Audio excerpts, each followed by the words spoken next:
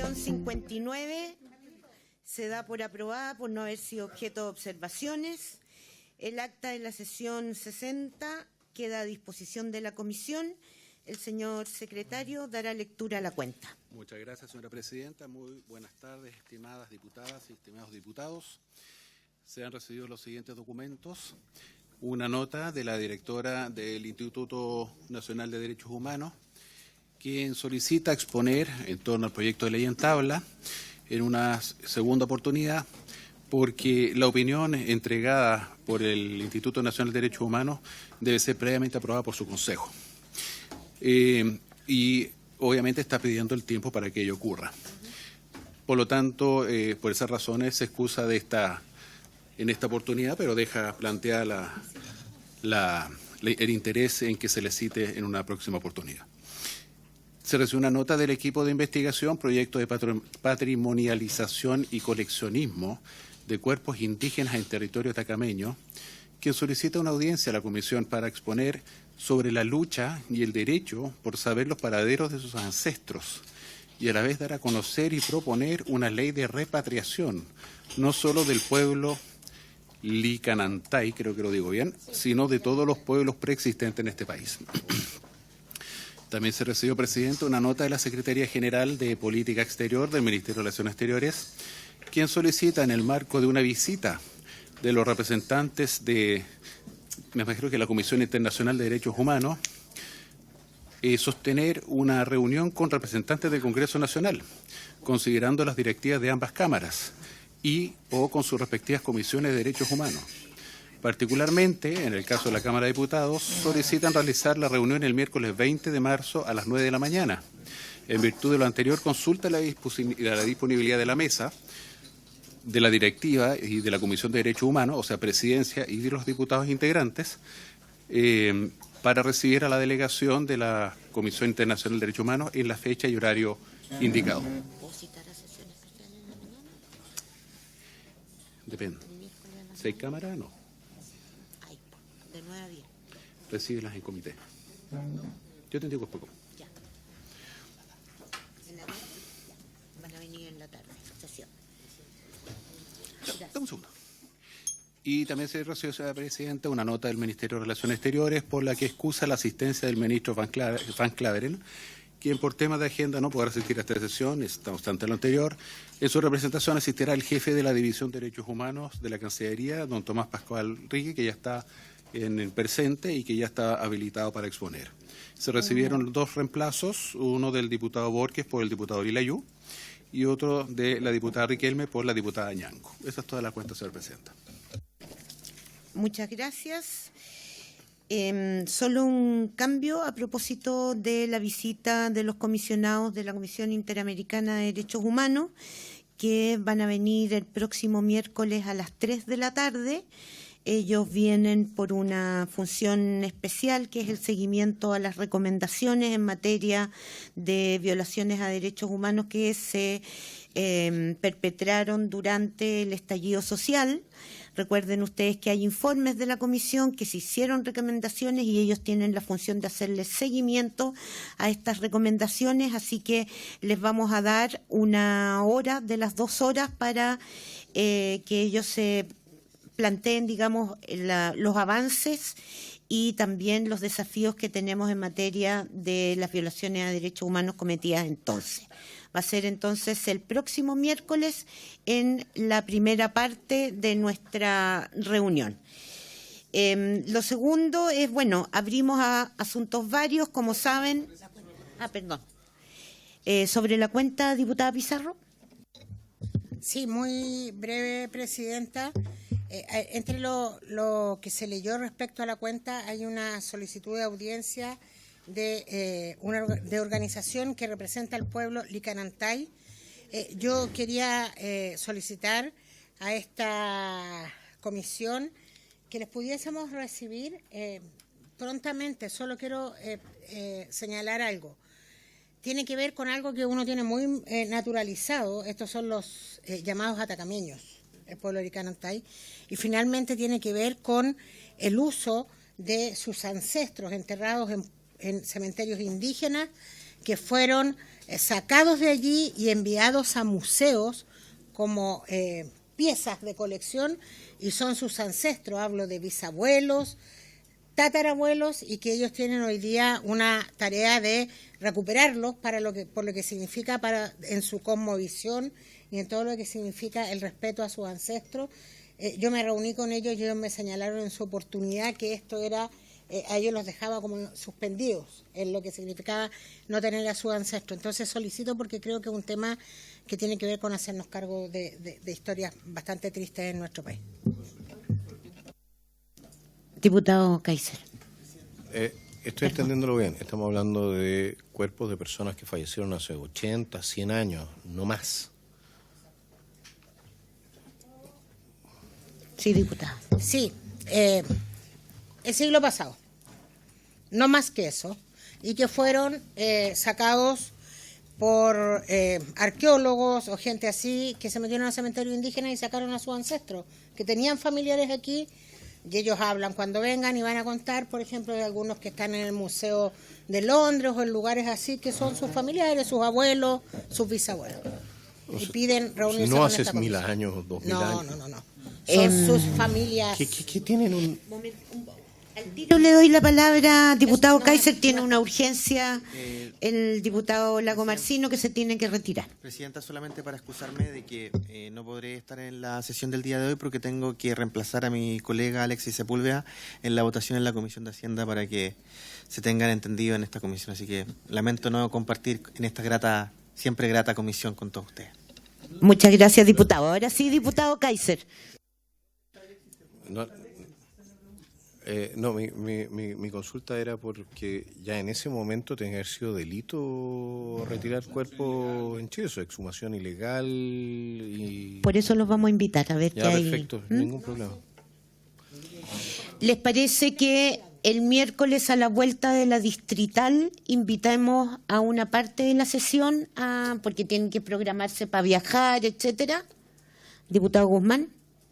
Presidente, yo no tengo problema en dar el acuerdo, pero no tenemos más invitados pendientes por otros temas. Sí. Sería bueno, Sí, quizás, tenemos. Presidenta, si nos puede, de repente, no ahora, en la semana, en el grupo del WhatsApp, acompañar los listados y ir dando una prioridad, porque yo no tengo inconveniente, pero puede que hayan algunos invitados que están Sí. pendientes. Gracias. Sí, de hecho hay varios pendientes, pero dentro de los que esperamos darle curso rápidamente está INDH con el tema de la planificación anual que se solicitó, Defensoría de la Niñez con una sesión especial.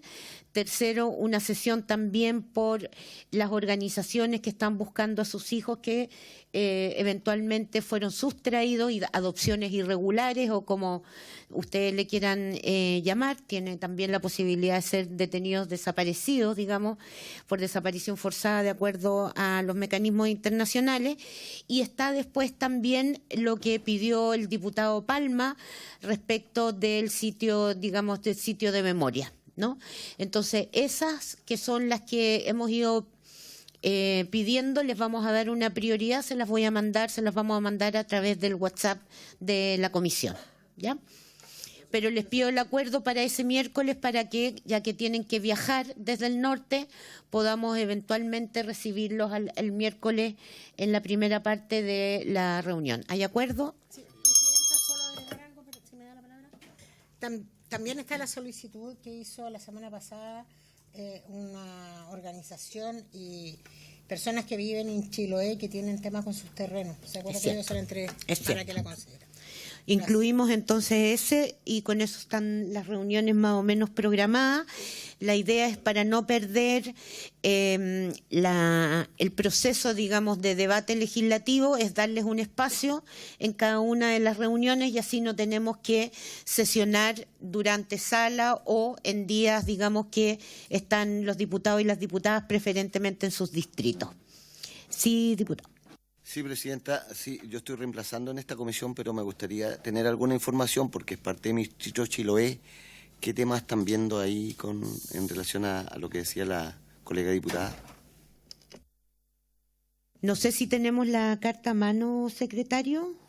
¿De qué, Presidente, perdón? De el grupo de una organización en Chiloé que la diputada Pizarro entregó una carta la semana pasada.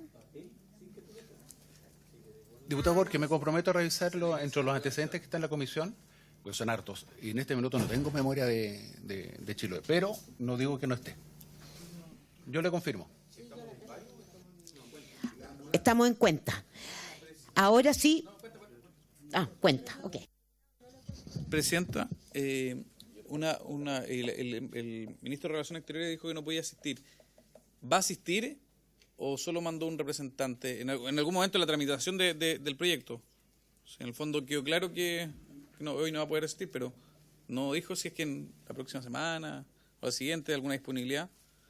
Yo creo que no, siempre hay disponibilidad de parte del gobierno de venir, y cuando lo consideremos necesario lo volvemos a invitar para que venga la tramitación. La verdad es que hoy día escuchar al director, digamos, de la División de Derechos Humanos me parece relevante en términos del contenido del proyecto, que es muy específico respecto de los mecanismos internacionales y su relación con el ámbito nacional. Así que podemos volver a invitarlo, digamos, para que se haga presente en algún minuto del proceso legislativo, si le parece, diputado.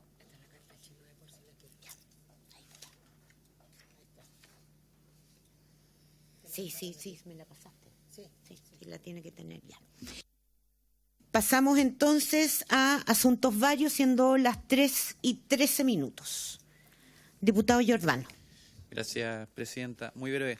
Como para la próxima sesión está destinado un espacio para revisar las actuaciones del Estado de Chile en el marco de las recomendaciones por violación a los derechos humanos.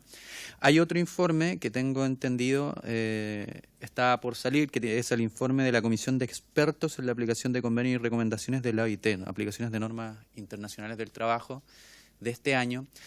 Creo que sería importante si desde esta comisión podemos oficiar a la OIT de Chile para consultar si este informe ya está, si existe, y en el caso de que esté sería también conveniente buscar el espacio. Entiendo que esto también puede convocar a la Comisión de Trabajo, que algunos parlamentarios de esta comisión además también integramos, pero creo que dentro del marco de los derechos humanos también los derechos laborales podrían ser revisados acá, y sobre todo porque dan luces de que tanto se ha ido avanzando desde la ratificación de ciertos convenios internacionales hacia la legislación nacional. Gracias, presidenta. ¿Hay acuerdo para oficiar respecto del informe, digamos, y de las recomendaciones que salieron a propósito de...? ¿Se acuerda? Y incorporamos a la lista, que ya serían como 7, para que en su momento, digamos, vayamos invitándolos a una sesión y nos puedan exponer sobre el punto. Asuntos varios, diputado Kaiser. Muchas gracias, señora presidenta. El informe anual del Instituto Nacional de Derechos Humanos se formularon una serie de recomendaciones, también en el programa de búsqueda de detenidos desaparecidos. Una de esas recomendaciones era la identificación pronta de las personas que se encontraban en poder del servicio médico legal. Mi propuesta es que despachemos un oficio para que el servicio médico legal nos responda cómo han avanzado, si hay órdenes de identificación de parte de los jueces y cuál es el marco de tiempo que ellos consideran va a ser necesario para que cumplan con la recomendación del Instituto Nacional de Derechos Humanos. Muchísimas gracias, señora presidenta. ¿Hay acuerdo para ese oficio? Aprobado. Diputado Araya. Presidenta, en esa misma línea, yo creo que junto con el oficio, que para tener una respuesta formal, creo que sería bueno invitar tanto al SML como en la subsecretaría, la unidad que está especializada en esto, o el mismo subsecretario o el ministro, que nos vengan a dar cuenta del avance en la identificación de estas personas. Yo creo que tenemos que estar bien encima de este asunto. La otra vez el subsecretario nos comentó que se habían enviado algunos restos fuera de Chile, pero yo creo que corresponde, ya que es un tema que para esta comisión es especialmente sensible, corresponde que nos den cuenta muy pormenorizada de los avances, los tiempos, los plazos que se han proyectado, etcétera, y que venga acá en una presentación, incluso telemático.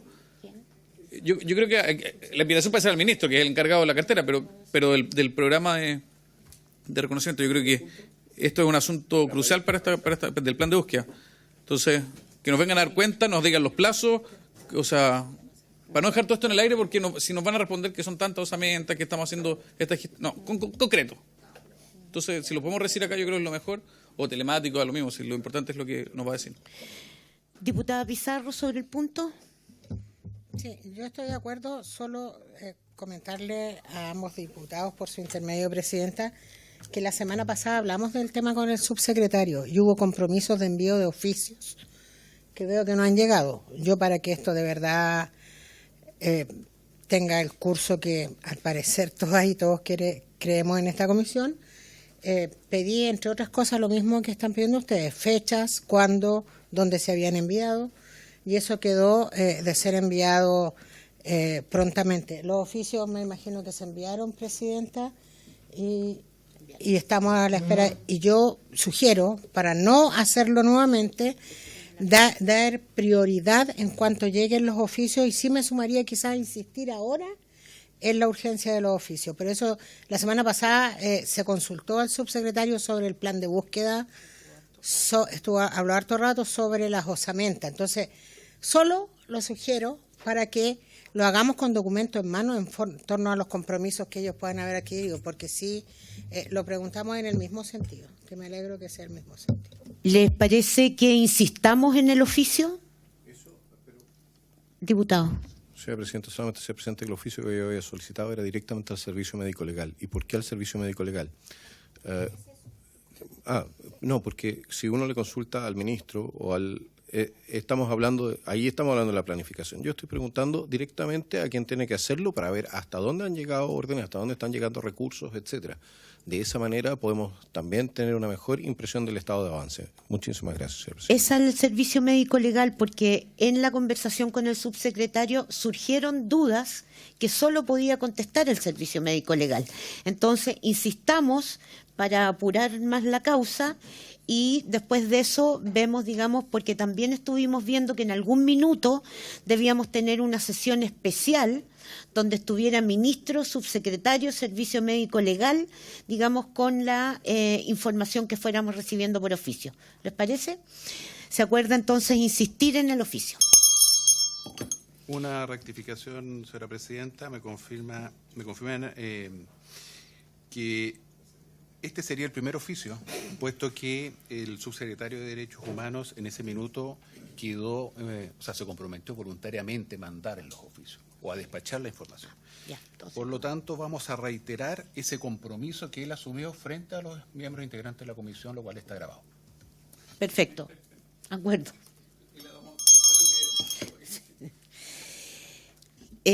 Asuntos varios. Sí, diputado. Presidente, informarle que el diputado por su intermedio, Giordano, le entregó una tarjetita, o la tiene ahí, en donde nos vamos a variar en esta sesión, Presidenta. Muchas gracias. Gracias, diputados.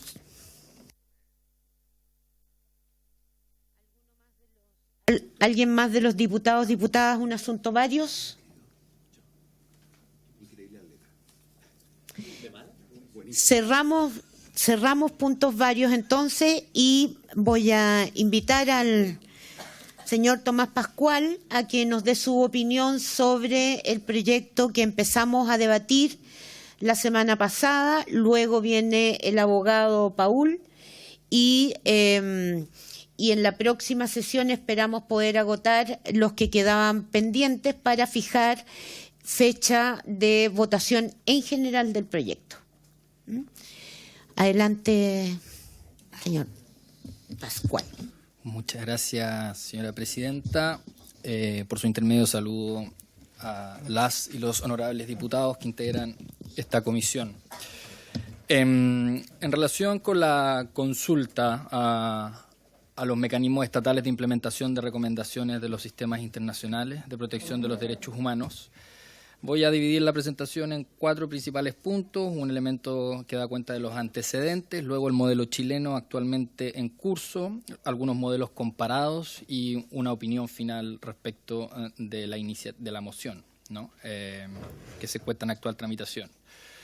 En primer lugar, vale la pena decir que los procesos de seguimiento y cumplimiento de decisiones internacionales han adquirido importancia en la agenda internacional, considerando la necesidad de que la comunidad internacional garantice con seriedad el cumplimiento de las decisiones internacionales, principalmente de las vinculadas con los derechos humanos, ¿no? La arquitectura política y legal internacional no prevé mecanismos coercitivos que garanticen el cumplimiento de estas decisiones, lo que no ha impedido promover este objetivo, ¿no? Que es uno de los elementos que las diferencian de los sistemas internos jurídicos que tienen a su vez la posibilidad de ejecutar lo decidido a través de la fuerza pública si ello fuere necesario. Y esto tiene que ver con la manera en cómo se conformó el sistema de protección internacional después de la Segunda Guerra Mundial, justamente a propósito de la necesidad de que los estados adoptaran marcos mínimos o mínimos de decencia, dicen algunos autores, ¿no? Respecto de establecer algunas normas de convivencia mínima que nos permitan vivir en cierta armonía, ¿no? Respetando algunos elementos fundamentales, con independencia, ¿no?, del lugar en que estas personas se encontraran habitando, ¿no? Esto a propósito justamente de lo que supuso el Holocausto y la persecución motivada en el origen nacional o étnico. Por lo tanto, en ese escenario, a la fecha se han identificado dos etapas o fenómenos en esta materia a propósito del seguimiento, cumplimiento e implementación de decisiones internacionales. La primera se refiere a esfuerzos de la comunidad internacional para consolidar labores de seguimiento y especialmente establecimiento de mecanismos, información y reporte. Por eso nosotros tenemos o escuchamos a menudo la existencia de una comisión en el marco interamericano, la Comisión Interamericana, pero también en el Sistema Universal, en el marco del Consejo de Derechos Humanos, que antes era la Comisión de Derechos Humanos y que fue reformada producto de las definiciones que se hicieron durante la década del 2000 a propósito de las reformas de Kofi Annan, justamente una serie de mecanismos especiales. Por eso hay algunos mecanismos que adoptan el nombre de grupo de trabajo, otros de relatores especiales, otros de misiones de determinación de los hechos, etcétera, ¿no? Todos ellos apuntan justamente a tratar de efectuar un monitoreo en el cumplimiento de las obligaciones que los estados han adquirido de buena fe y de manera voluntaria. El caso chileno le corresponde al Ministerio de Relaciones Exteriores a través de la División de Derechos Humanos, que está a mi cargo, de la Subsecretaría de Relaciones Exteriores, la conducción y coordinación de la representación del Estado ante los órganos multilaterales de derechos humanos, el desarrollo y gestión de los asuntos vinculados con la defensa de los intereses de Chile ante los tribunales y órganos internacionales de derechos humanos, con la colaboración de la Subsecretaría de Derechos Humanos, la cual presta asesoría técnica especializada a la Cancillería para llevar adelante esta tarea. Además, recae sobre la división la coordinación con los órganos del Estado competentes en la materia y las organizaciones internacionales, según corresponda, la implementación, y esto es bien relevante para el proyecto de ley, y la ejecución de los compromisos y las obligaciones asumidas por el Estado de Chile, entre otros. Por lo tanto, en la práctica, de acuerdo al reglamento establecido en el Decreto Supremo 41, ¿no?, del año 2021, que es el reglamento de la Ley 21.080, que fue adoptada para modernizar el marco del Ministerio de Relaciones Exteriores, es la División de Derechos Humanos la que, en definitiva, tiene a cargo la implementación y el cumplimiento y el monitoreo de las recomendaciones y decisiones adoptadas por los órganos del sistema universal e interamericano, con la asesoría y colaboración de la Subsecretaría de Derechos Humanos, lo que se desprende de la propia ley de esa entidad que fue creada el año 2016 y que entró en funcionamiento el año 2017 a cargo de la presidenta, además de esta comisión.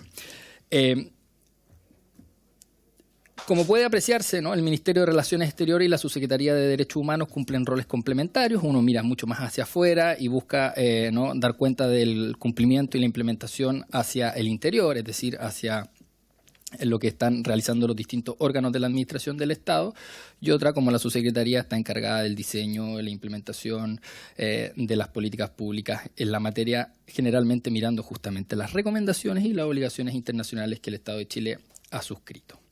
Por último, vale la pena mencionar que la suscripción en el mes de noviembre del año pasado con Paraguay, ¿no?, del memorándum de entendimiento para la implementación del sistema de monitoreo de recomendaciones que fue elaborado por ese país, que se conoce como CIMORE, y en este caso CIMORE Plus, para el seguimiento de las mismas. Se trata de un mecanismo que está situado en la Subsecretaría de Derechos Humanos y se encuentra en fase de marcha blanca.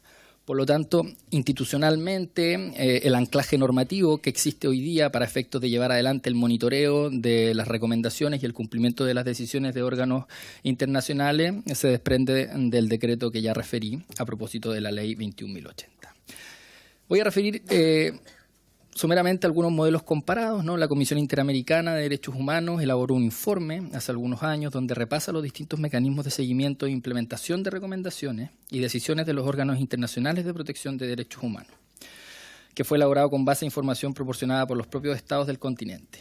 Y de aquí se concluyó básicamente que las tareas de seguimiento e implementación de las decisiones suelen ser impulsadas desde el ámbito de los poderes ejecutivos, a través de actividades de coordinación con las entidades responsables de ejecutar las medidas en los distintos poderes públicos, que es más o menos cómo funciona actualmente el sistema chileno.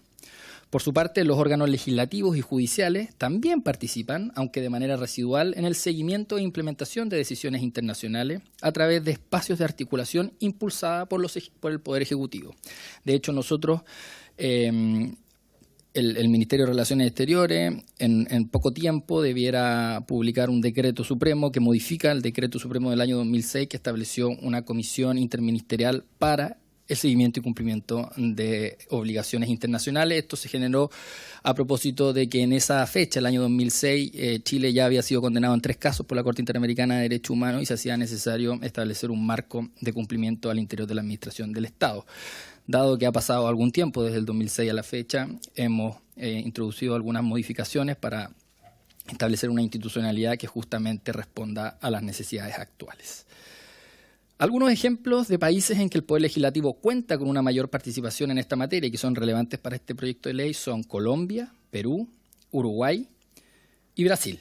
Referiré brevemente cada uno de ellos, ¿no? En Colombia, el Poder Legislativo, el Congreso, ¿no?, de la República de Colombia ha adoptado medidas tendientes a promover el seguimiento e implementación de las recomendaciones y observaciones de órganos internacionales de derechos humanos.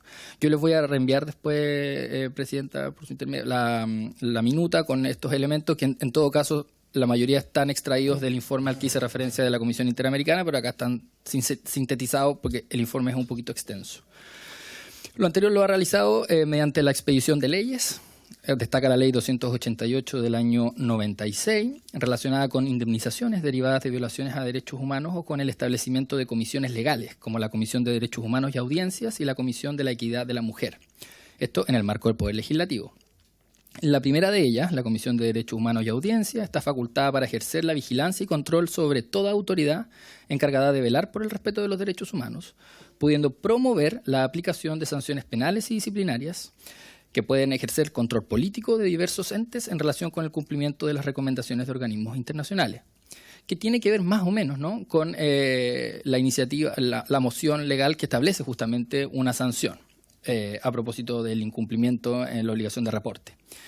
Perú, por su parte, en los poderes legislativo y judicial participan de la implementación de las decisiones internacionales a través de órganos ejecutivos o en el contexto de leyes. Por ejemplo, un representante del Poder Judicial es parte del Consejo Nacional de Derechos Humanos y el presidente de la Comisión de Justicia y Derechos Humanos del Congreso participa en las sesiones ordinarias de la Comisión Nacional de Estudio y Aplicación del Derecho Internacional Humanitario. En el caso de medidas provisionales que se dispongan por la Corte Interamericana, por ejemplo, y esto es muy relevante a propósito del caso Fujimori, o sea, no el caso Fujimori, sino Barrios Altos y La Cantuta, ¿no?, que ordenan el pago de dineros e indemnizaciones o medidas declarativas, la Ley 27.775, establece que es el Ministerio de Relaciones Exteriores quien debe remitir la decisión al presidente de la Corte Suprema, quien a su vez la enviará al juez competente y luego, viceversa, a través de la Cancillería, pero por una decisión judicial se le envía la información a la Corte. Penúltimo, Uruguay, en materia de seguimiento e implementación de decisiones, ha institucionalizado en el ámbito del Ejecutivo un mecanismo nacional de elaboración de informes.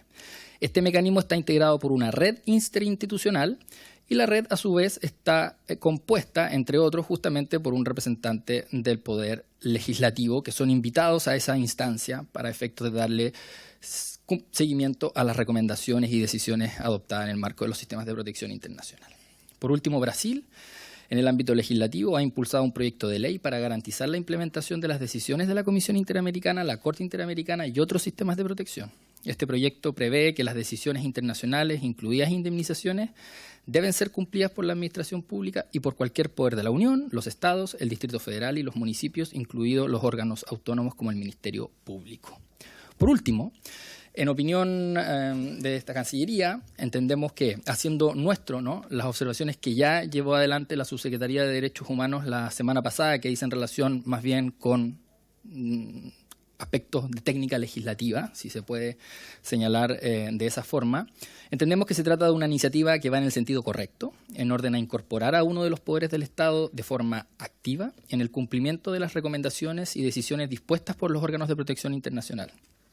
Esto es especialmente relevante si tenemos en cuenta que muchas recomendaciones apuntan a adecuaciones de marcos normativos que se encuentran desajustados con los estándares internacionales. En la actualidad, la articulación se reduce a espacios muy acotados de intercambio a propósito de citaciones a instancias como esta para dar una opinión sobre algún tema en particular donde existen compromisos internacionales o para la participación de actividades puntuales ante los órganos de tratados de Naciones Unidas o del Consejo de Derechos Humanos. A mayor abundamiento, la semana pasada, el presidente de la Comisión de Derechos Humanos y de Relaciones Exteriores del Senado, el senador Francisco Chaguán, participó en el examen de Chile ante el Comité de Derechos Humanos, cuya delegación fue presidida por el ministro Luis Cordero y además integrada por el ministro de la Excelentísima Corte Suprema, señor Arturo Prado Puga. En consecuencia, un proyecto de ley que permita al Poder Legislativo contar con un mecanismo de intercambio de información fluida con el Ejecutivo en esta materia permitiría establecer un canal institucionalizado de información que hoy no existe, a objeto de mantener actualizadas en las recomendaciones y contribuir con su cumplimiento. Además, puede tener un efecto beneficioso para la labor legislativa en cuanto las recomendaciones objeto de monitoreo pueden coincidir con iniciativas legales en tramitación, permitiendo un mayor caudal de información para la adopción de la política pública, evitando que ella contravenga las obligaciones contraídas por el Estado de Chile. Presidenta. Muchas gracias, señor Pascual. ¿Preguntas, observaciones respecto de si diputado Palma? Sí, Presidenta, yo no sé si sea pertinente o no la exposición que ha hecho nuestro invitado, pero igual por su intermedio quería consultar. Yo he planteado varias veces en esta comisión un tema que es preocupante, que es la situación del ciudadano peruano Arturo Moreno Alcántara, a propósito de derecho internacional y de cancillerías. Este ciudadano que está demandado por la justicia peruana por delitos de lesa humanidad en el contexto del gobierno de Fujimori, y de una matanza que hubo en Arequipa, donde se produjo la inhumación ilegal de más de 100 jóvenes, ha estado en Chile en calidad de refugiado, calidad que obtuvo, entiendo, durante la transición democrática.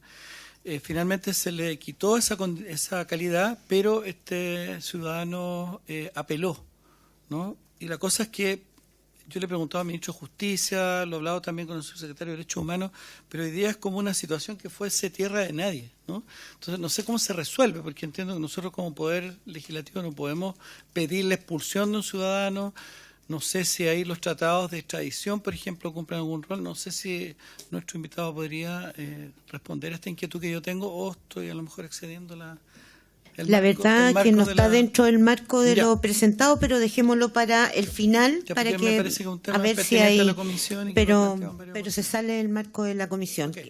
Diputado Araya. Gracias, Presidenta. Tengo una duda en relación a la exposición del expositor. Bueno, si bien este proyecto en el fondo tiene una intención bien loable, dadas las repercusiones, no afecta la conducción de las relaciones internacionales por parte del presidente de la República, porque es un proyecto de una moción parlamentaria que tiene repercusiones. O sea, estamos trayendo temas de afuera que no van a ser visados ni aprobados por el gobierno y que van a ser expuestos inmediatamente al Parlamento. Entonces, si esto tiene alguna implicancia, porque hoy día nos puede gustar o parecer de todo sensato, a ver qué pasa con otras materias. Si en el fondo hay otras mociones parlamentarias que puedan llevar a que organismos internacionales puedan bypasearse, o los mismos parlamentarios podamos bypasearnos la conducción de nuestras relaciones exteriores por parte del presidente de la República.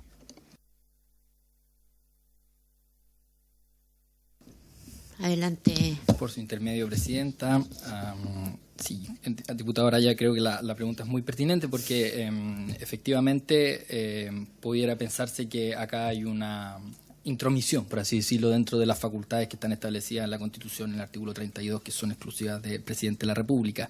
Lo cierto es que como está redactado actualmente el proyecto, entendemos que no produciría ese efecto, ¿no? De intrometerse en el ámbito de una facultad exclusiva del presidente, porque la forma en cómo está señalado da cuenta de un mecanismo en el cual el Ejecutivo pueda informar, ¿no? Al menos una vez al año, de las principales recomendaciones. Quizá ahí podríamos precisar, porque durante un año puede que un órgano de tratado o un mecanismo de protección de derechos humanos sería extraño, pero no haga ningún tipo de recomendación al Estado de Chile por una coyuntura. Eso puede suceder y quizás no hay mucho que informar respecto de nuevas recomendaciones, pero sí se podría informar respecto de la implementación de recomendaciones que están en curso. Hoy día, antes de comenzar, se conversaban respecto de la visita de la Comisión Interamericana de Derechos Humanos, que estableció un mecanismo de seguimiento de recomendaciones el año 2022, son muy amplias y firmamos un convenio con la Comisión Interamericana, un acuerdo en realidad de entendimiento para efectos de dar un seguimiento a 3 años y que podría ser prorrogable, ¿no? Son distintos mecanismos que existen hoy día, que están inorgánicamente establecidos en distintos espacios de la administración, que la orgánica se la da la conducción de la Cancillería, pero en este entendido, según cómo está redactado el proyecto, entiendo que este apunta a que el legislativo tenga una participación más activa, por lo mismo modifica la ley orgánica constitucional que rige sus actuaciones, o eventualmente, creo, la Subsecretaría de Derechos Humanos señaló que podía incluso evaluarse la vía reglamentaria en el evento de que eso no fuera propio de la potestad, de las reglas de la potestad reglamentaria. Y por lo tanto entendemos que no se correría ese riesgo. Distinto sería, por ejemplo, que fuera el Poder Legislativo el que remitiera informes directamente a un órgano de tratado, ¿no? O distinto sería que el Poder Legislativo adoptara la posición del Estado de Chile en un caso de defensa de un procedimiento de petición y casos, por ejemplo, en el sistema interamericano, o que el Estado de Chile fuera representado exclusivamente por el Poder Legislativo en un examen como el de la semana pasada, ¿no? Entendemos que eso no se da y, por lo tanto, queda salvaguardada la conducción de las relaciones internacionales, en cabeza del Poder Ejecutivo, con más bien mecanismo, ¿no?, institucionalizado de poder transmitir información. Entendemos que ese es el espíritu del proyecto de ley y que estaría salvaguardado.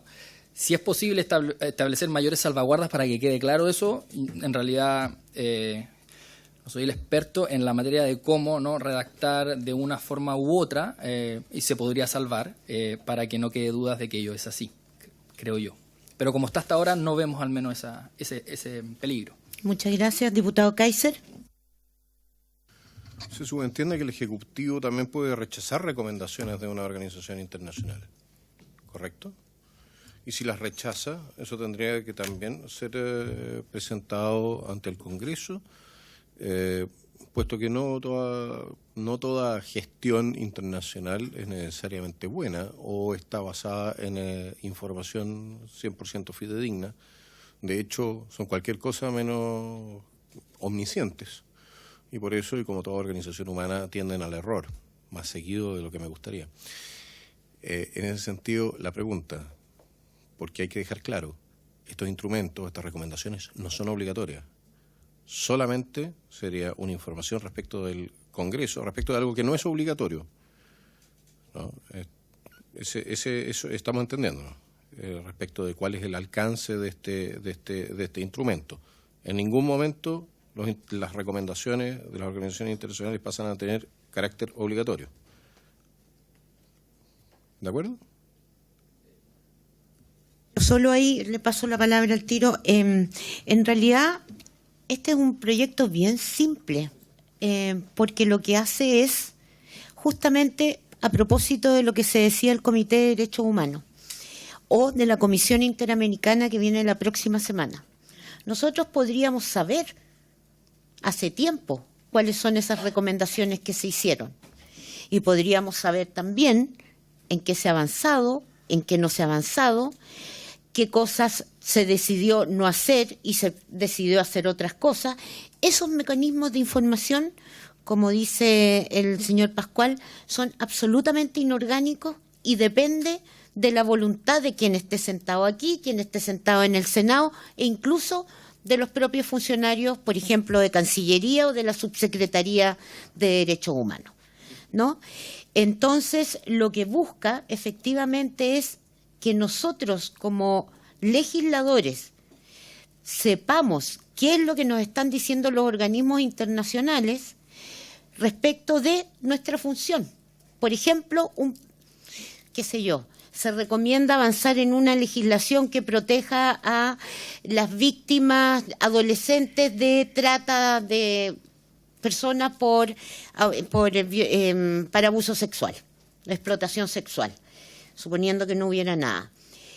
Nosotros en el Parlamento somos absolutamente libres de debatir sobre el punto. Es más, pudiera pasar que la mayoría del Parlamento no considerara necesario legislar sobre el punto. Sí. Dos dudas. Una. ¿Nos van a entregar información respecto a cuál ha sido la gestión del Ejecutivo respecto de estas recomendaciones? Primero. Segunda pregunta, porque esto suena de alguna manera también a iniciativa parlamentaria. Es decir, aquí, déjeme plantearlo, porque usted aquí tendría una iniciativa indirecta, ¿de acuerdo? Aquí hay tres órganos que pueden iniciar un proyecto de ley. Presidente de la República, un senador o un diputado. Eso sería.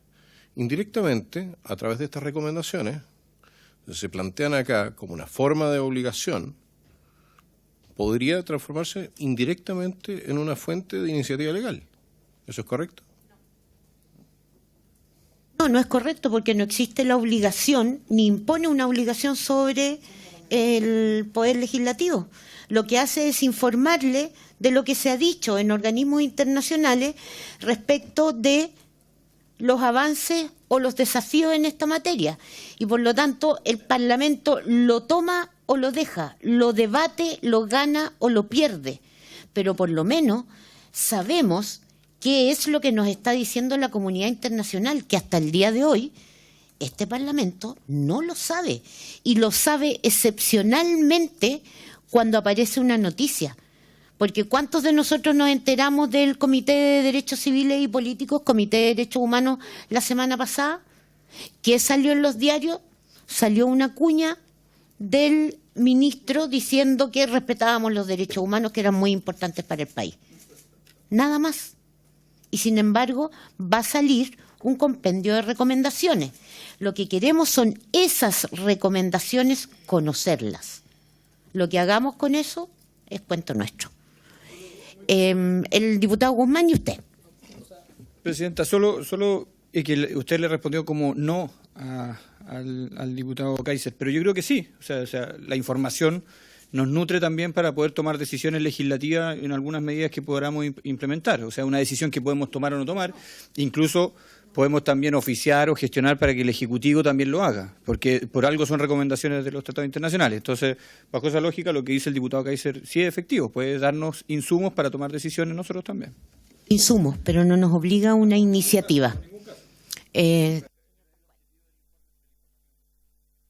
Por su intermedio, Presidenta, respondo las preguntas del diputado Kaiser. La verdad es que el Ejecutivo... Vamos a partir por un elemento más bien teórico, básico, ¿no? Las recomendaciones, a diferencia de la sentencia, ¿no?, de acuerdo al desarrollo del derecho internacional público, entran, podríamos decir, en el ámbito del soft law y por lo tanto son, como se llaman, recomendaciones. A diferencia de una sentencia dictada por un órgano jurisdiccional, como sería en el caso del ámbito del derecho internacional de los derechos humanos, el único tribunal sobre el que el Estado de Chile le ha otorgado jurisdicción es la Corte Interamericana de Derechos Humanos, ¿no?, con otros 20 estados más del continente que están sometidos a su potestad. Las decisiones de la Corte Interamericana son de obligatorio cumplimiento, en tanto es un órgano jurisdiccional que el Estado de Chile le ha reconocido competencia. Y eso ha generado, por ejemplo, modificaciones de marcos legislativos bien notables a propósito de la adopción de la Ley de Acceso a la Información Pública a posterior del caso Claude Reyes y otros. La modificación de la censura previa a la Constitución del año 80 a propósito del caso de la Última Tentación de Cristo. O, por ejemplo, la modificación de los marcos normativos de la Ley Antiterrorista por el caso Norín Catrimán y otros versus Chile. Es más, ha generado una movilidad por parte de la Corte Suprema de Justicia a propósito de los recursos de revisión de oficio que ha llevado adelante por las condenas a oficiales FACH acusados de traición a la patria en los consejos de guerra establecidos el año 74. Y hay una serie de ejemplos que dan cuenta de cómo las sentencias de la Corte Interamericana, a propósito de una dimensión de las medidas de reparación que tienen una vocación de no repetición, es decir, evitar que esto siga sucediendo en el futuro y adecuar la normativa interna a las obligaciones internacionales que, insisto, el Estado de Chile se sometió de manera voluntaria y de buena fe a cumplir, implica que en ese caso, a diferencia de las recomendaciones, sí es de obligatorio cumplimiento.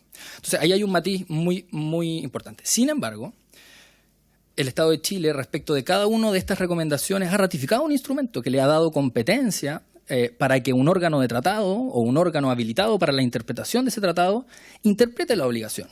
Y es el intérprete autorizado, por así decirlo, para interpretar el Pacto Internacional de Derechos Civiles y Políticos. El Comité de Derechos Humanos es el órgano autorizado para interpretarlo. Y por lo tanto, cuando lo interpreta a través de un dictamen, de una observación general, etcétera, lo que está haciendo es desarrollar el estándar que está contenido en esa obligación y decirle a los estados que suscribieron ese tratado, esta es la manera de cumplir esta obligación conforme a los preceptos del Derecho Internacional de los Derechos Humanos. Porque, insisto, es el órgano autorizado, es un comité creado por un tratado al cual se sometió un Estado voluntariamente de buena fe. Por lo tanto, el espíritu que hay detrás es intente cumplir la recomendación, ¿no? Esa es la lógica. Ahora, puede que la recomendación no sea posible de cumplir porque primero la deliberación pública en el marco del Congreso Nacional disponga que la forma en que ese comité ha interpretado una obligación hay una discrepancia respecto de la forma y eso pasa permanentemente, digo. O sea, permanentemente hay diferencias en cuanto los órganos de tratado establecen, ¿no? Una forma de dar cumplimiento y si uno hace un poco este examen que es de alguna manera el elemento más valioso de estos ejercicios, ¿no? Para examinar cómo está el cumplimiento del Estado de Chile en estas obligaciones, uno va a ir viendo que al Estado de Chile les van a hacer recomendaciones y al mismo tiempo le van a decir que esto lo ha logrado de una manera conforme a las obligaciones del tratado. Insisto, siguen siendo recomendaciones. Por lo tanto, no tienen la naturaleza jurídica de ser una decisión jurídicamente vinculante. Pero recordemos que de acuerdo a las reglas del derecho internacional público, el artículo 38 del Estatuto de la Corte Internacional de Justicia establece que una de las fuentes del derecho internacional público, fuentes formales, así que obligan a los estados, son los tratados, la costumbre, los principios generales del derecho, la doctrina y la jurisprudencia. Por lo tanto, en términos concretos, de poco sirve en algún punto, ¿no? Esto es puede ser objeto de discusión, ¿no? Siempre académica, digo, que un Estado se someta al cumplimiento de un tratado y que el comité a cargo de la interpretación de ese tratado diga cómo debe cumplirse y el Estado sistemáticamente no lo cumpla. Porque si no, eventualmente uno dice cuál es el propósito de someterse, ¿no? al cumplimiento de ese tratado. Bueno, Chile ha suscrito los 9 tratados relevantes en materia de derechos humanos del sistema universal y la mayoría del sistema interamericano, y en general lo que ha intentado es que más bien ha servido de insumo para la política pública, como lo decía el diputado Guzmán, como un input, lo podemos decir, para efectos de tomar aquellos elementos que consideramos que son favorables para el diseño de una política pública y someterlos en la discusión. Y aquellos por los que por algún motivo, como usted dijo, por su intermedio, Presidenta, disculpe, diputado Kaiser, en el que considera que hay un error, hay una equivocación o simplemente no hay un acuerdo, no, es algo que en definitiva no genera un efecto respecto del Estado, porque como lo señalé en mi presentación, el diseño, la arquitectura del sistema universal, el sistema interamericano no tiene, ¿no?, la posibilidad de poder coercitivo, ¿no? Y por lo tanto carece de un elemento fundamental para compeler a los Estados a cumplir. Pero existen estos mecanismos para el examen o el examen periódico universal que vamos a rendir a finales de abril, justamente en que le indican a los Estados la forma en cómo, en este caso en el examen periódico universal son los otros Estados, ¿no? Esa es la diferencia. Recomiendan a Chile, así como nosotros también hacemos recomendaciones en ese marco, de cómo, de hacia dónde podrían avanzar en algunas materias, ¿no? En todo caso, es un tema muy interesante, digo, en el debate, sobre todo en el debate académico, y en la realidad práctica la verdad es que, como le señalaba, nosotros tenemos algunos dictámenes, ¿no?, del Comité de Derechos del Niño, del Comité de Derechos Humanos, en que han señalado que el Estado de Chile no cumplió a propósito de un caso individual, pero esos tienen una diferencia sustancial con lo que ha fallado la Corte Interamericana, ¿no?, que ha generado estos efectos en la institucionalidad que yo le señalé al inicio. Disculpen la extensión. A propósito de la gestión del Ejecutivo sobre las recomendaciones, o sea, si es que va a ser una especie de examen cuando venga el Ejecutivo a dar cuenta de las recomendaciones, creo que en algún punto se puede parecer a la facultad no fiscalizadora de ver cómo el Estado de Chile está avanzando en el cumplimiento de recomendaciones. Puede ser en esa dirección, ¿no? Y si podrían transformarse indirectamente en una iniciativa legal, creo que lo que señaló el diputado Guzmán es correcto. O sea, si tomo algún elemento que es funcional a la iniciativa legal que estoy desarrollando, eventualmente puede ser incorporada, pero no obliga al Estado en ningún punto a esto. Eso. Gracias, diputado Araya. Presidenta, estaba reflexionando en torno a lo que relataba el expositor. Tengo una duda que tal vez tiene una profundidad y una importancia institucional. Nuestro ordenamiento jurídico y político solo establece que en la cuenta pública es el presidente de la República quien le expone a la nación completa, pero obligatoriamente tenemos que asistir los parlamentarios, donde da cuenta de sus gestiones. Aquí lo que estamos creando, eventualmente, es un derecho para algunos, un privilegio. ¿Y por qué ocupo el concepto de privilegio? Como un escenario que no va a tener nadie, ni siquiera el mismo Ejecutivo, ni el presidente de la República tiene la posibilidad, y ahí que se me puede corregir el señor secretario, para venir a decirnos lo que como Parlamento tenemos que hacer. O recomendar. En el fondo no existe esa instancia donde el presidente pueda obligatoriamente, salvo la cuenta pública, referirse por derecho, en este caso va a ser una entidad internacional, cuyo representante que nos va a exponer no sabemos quién es, ni quién lo asignó, ni quién lo eligió, ni nada. O sea, puede ser un funcionario, da lo mismo el color, da lo mismo, en el fondo, los lineamientos, pero va a poder hablarle al Parlamento. Entonces, hay una suerte de, entiéndase bien, no lo estoy diciendo de forma despectiva, sino el concepto de una posibilidad privilegiada de exponerle, basado en esta normativa que se propone, al Parlamento.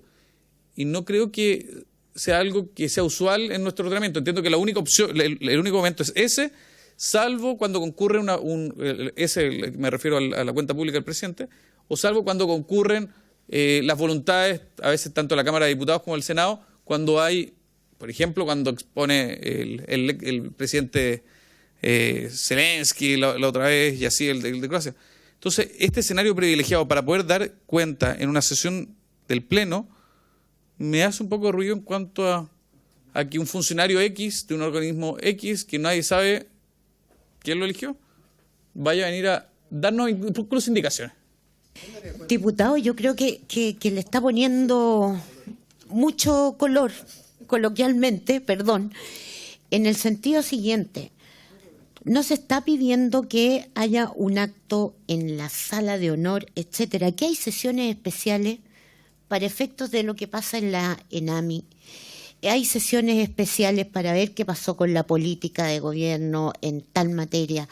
Hay sesiones, una sesión especial al año donde nos den cuenta de las recomendaciones, que es cada 4 años, del examen periódico universal. Y el resto de los órganos de tratado aquí en la comisión. No es más que eso, es tener y contar con la información que nos permite nutrir nuestras agendas legislativas, si alguno de esos temas nos parece, y por otro lado, cumplir con una obligación que es estar informado de qué nos dicen los organismos internacionales. Eso es, diputado Kaiser. Muchas gracias, señora presidenta. Para depurar el punto, dado que se va a hacer una sesión especial, el que normalmente viene a informar en una sesión especial es un ministro. En este caso tendría que ser el ministro de Justicia, porque es ministro de Justicia y Derechos Humanos, así que sería su cartera. ¿De acuerdo? En ese caso específico requeriríamos de patrocinio del Ejecutivo. Si decimos va a ser el ministro de Justicia el que va a venir a informar, porque no sé si está en el proyecto como el ministro de Justicia tenga que venir a informar. En la sesión pasada el proyecto se declaró admisible. Sí. Justamente había una duda, pero el subsecretario lo planteó y se había además revisado por la mesa, y si hay indicaciones al respecto, entonces efectivamente las va a tener que patrocinar el Ejecutivo, y en este caso el ministro de Justicia o eventualmente el ministro de Relaciones Exteriores. Pero esa es la segunda parte. Ya, ok.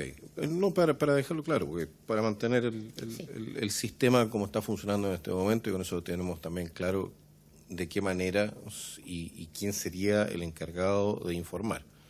¿No? Muchísimas gracias, señora presidenta. Sí.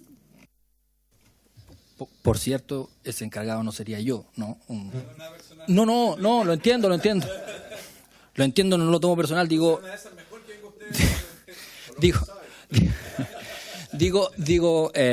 entiendo que en el espíritu del proyecto es más bien institucionalizar, insisto, lo que se puede dar, al menos en la posición que he estado en la Cancillería, hemos tenido que informar en un par de oportunidades la compatibilidad del proyecto de ley que se está discutiendo con obligaciones internacionales, ¿no? Y la Biblioteca del Congreso Nacional también genera muchas minutas respecto de este tipo de cosas. Y entonces sería más bien, me imagino yo, un mecanismo formal y eventualmente la autoridad a cargo.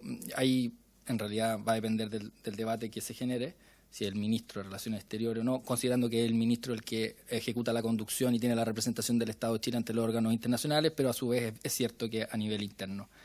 Y por último, hay un elemento, Presidenta, que creo que es relevante del proyecto de ley, que finalmente empieza a demostrar una situación hasta la fecha que es más bien que está invisibilizada, ¿no? Que empieza el Estado de Chile a obrar como Estado, ¿no? Porque si bien la representación del Estado de Chile la ostenta el Ejecutivo, el Gobierno, lo cierto es que las obligaciones y las recomendaciones obligan al Estado. Y en esto el Estado de Chile en general ha tenido un sano criterio, ¿no? Independiente de la administración de turno, de mantener algunos principios en su política exterior que dicen relación con el respeto a los derechos humanos, y eso representa a los tres poderes, ¿no? Y por eso simbólicamente la semana pasada fueron los tres poderes del Estado representados. Y en general el Poder Judicial ha incorporado, ¿no? Muchísimos estos elementos.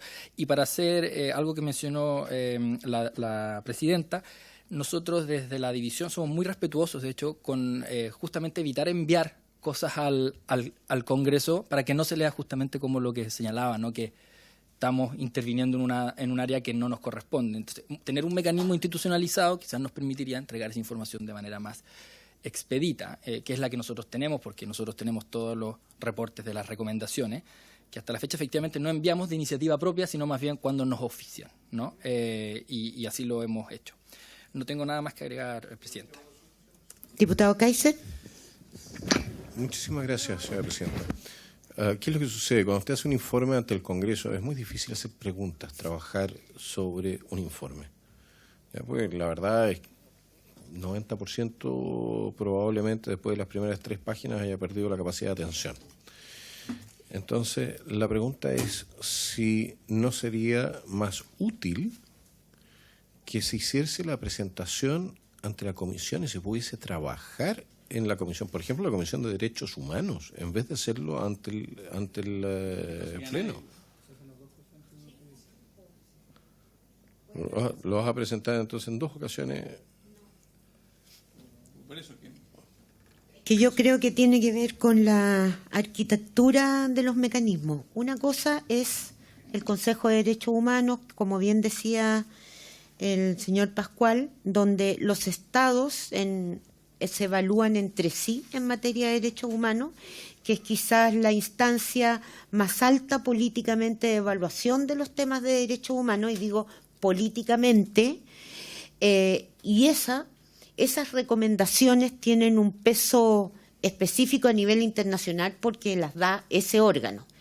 De eso, la idea es que en una sesión especial, cuando esto se dé, que es cada 4 años, nos digan qué dijo ese Consejo, qué le dijo a Chile, y nosotros podamos estar informados. Y la segunda hipótesis es que sea un órgano de tratado, es decir, un tratado que hemos firmado, que hemos ratificado, que está vigente, también examina a Chile cada 4 años.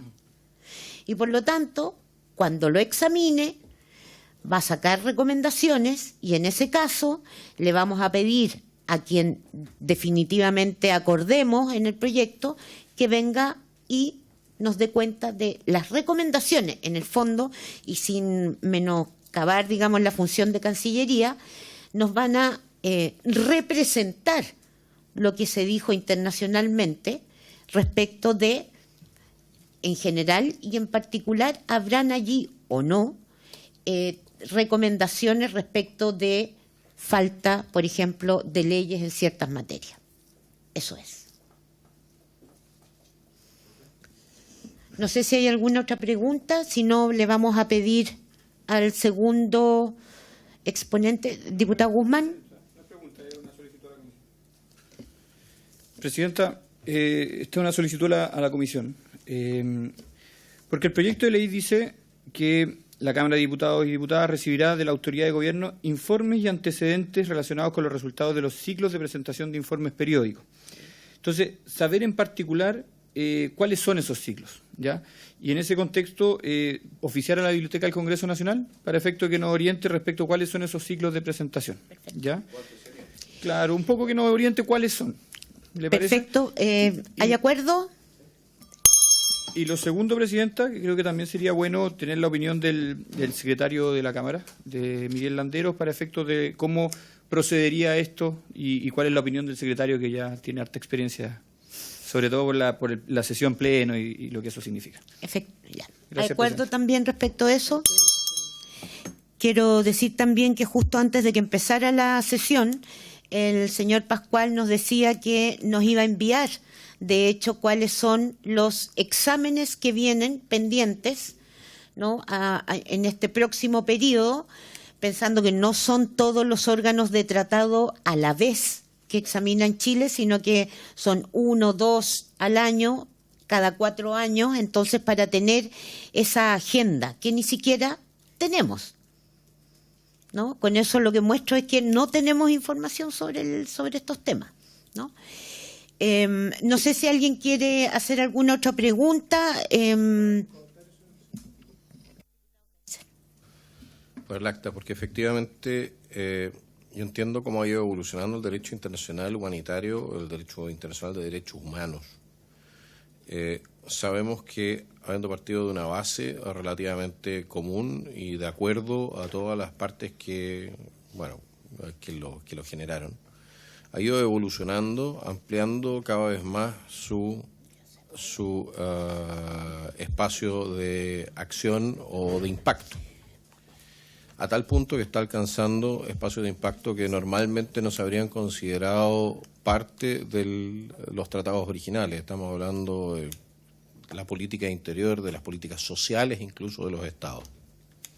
Una de las razones por las cuales yo, por ejemplo, y gente que piensa como yo, cree que el sistema internacional se ha transformado en una amenaza para la democracia de los países, en razón de, las recomendaciones no son necesariamente obligatorias, es cierto, pero cuando se empiezan a tomar como base para fallos judiciales, se empiezan a transformar en obligatorias. Bueno, lo hizo, ahora lo acaban de corregir, pero fue el juez Urrutia, ¿ya?, quien recurrió a esto. No solamente el juez Urrutia lo ha hecho la Corte Suprema en otros casos sobre la base de otros presupuestos, pero también recurriendo a instrumentos de soft law para fundamentar sus decisiones. Cortes de apelaciones en casos de recursos de protección han recurrido al soft law en más de una ocasión para fundamentar sus fallos.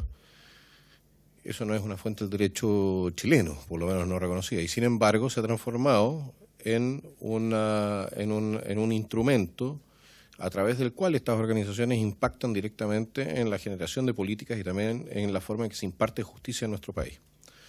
Entonces lo que quiero plantear es que más allá de que estoy de acuerdo con esta iniciativa, porque creo que todos debemos saber lo que está pasando en esta materia, ¿ya? Hay un riesgo.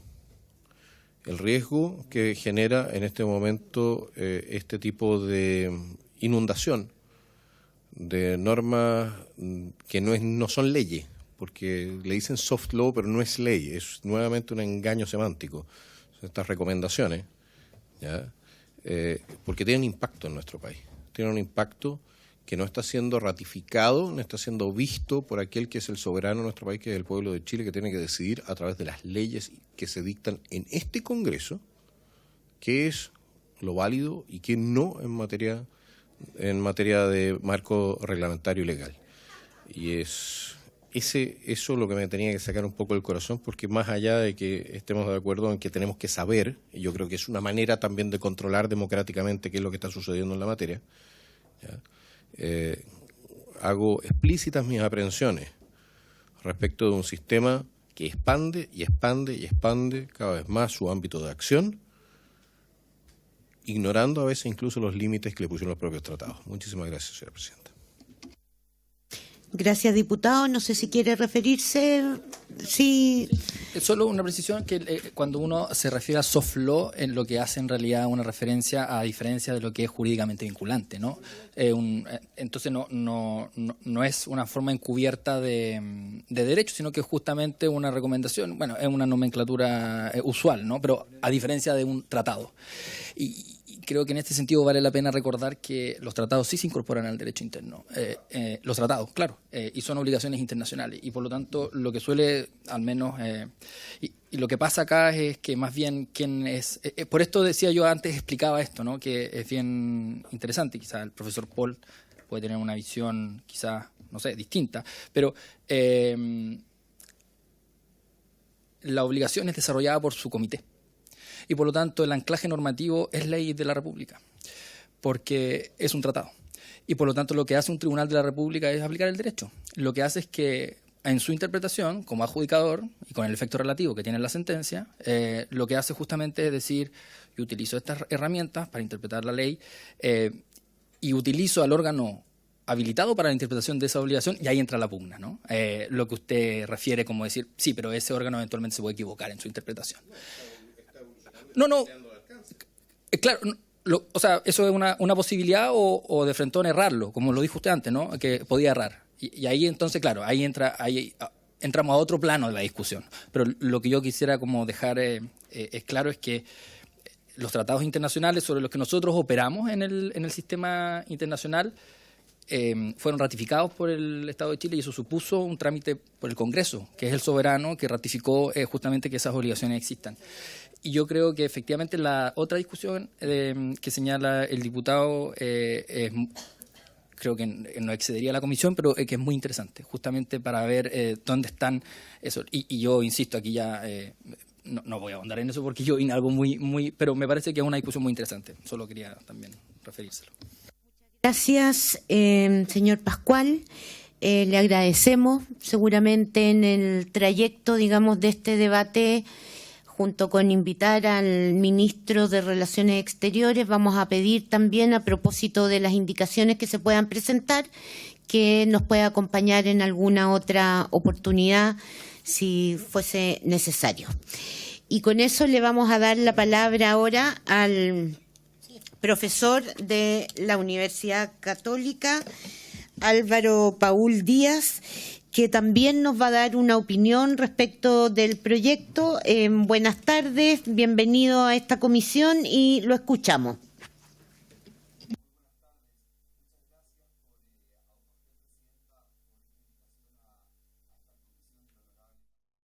Diputadas, les pido perdón por no estar físicamente en el Congreso, pero tuve una reunión hasta las 15 horas hoy día. Bueno, si el tiempo que a uno se le diera para presentar fuera proporcional a la extensión del proyecto, bueno, ¿cómo se llama? Mi presentación tendría que ser brevísima, ¿ah? Porque estamos hablando de un proyecto de solo un artículo. Sin embargo, este proyecto tiene varias aristas que son bien interesantes y que requieren una conversación un poco más larga, pero no se preocupen que me comprometo a hacer una presentación breve de todos modos. Bueno, el proyecto que se me pide comentar es uno que busca exigir la entrega de información por parte del Ejecutivo a la Cámara de Diputadas y Diputados, que tiene un rol importantísimo, pues la Cámara tiene, por una parte, la obligación de contribuir a la formación de la legislación que se adecúe a lo que disponen los tratados internacionales. Y también la Cámara tiene una obligación de fiscalización importante. Y en ese sentido uno puede decir, mientras más información, mejor. Es bueno que haya un mecanismo para exigir la entrega de información. Sin embargo, podría ser bueno hacer un par de precisiones. Yo aquí traigo 3 precisiones que hacer. 3 precisiones. Una, hablar sobre la posibilidad de acceso a este tipo de instrumentos. 2, sobre el valor de estos instrumentos en general. Y 3, ¿qué ocurre con la presentación de del EPU, del Examen Periódico Universal, en la sesión especial de sala? Vamos por el primero. El primer punto que quiero hacer presente es que, en general, todos estos informes de los que estamos hablando, los informes periódicos ante organismos de monitoreo de tratados, son de fácil acceso en Internet. Se encuentran de forma pública en Internet y no hay gran dificultad para acceder a ellos.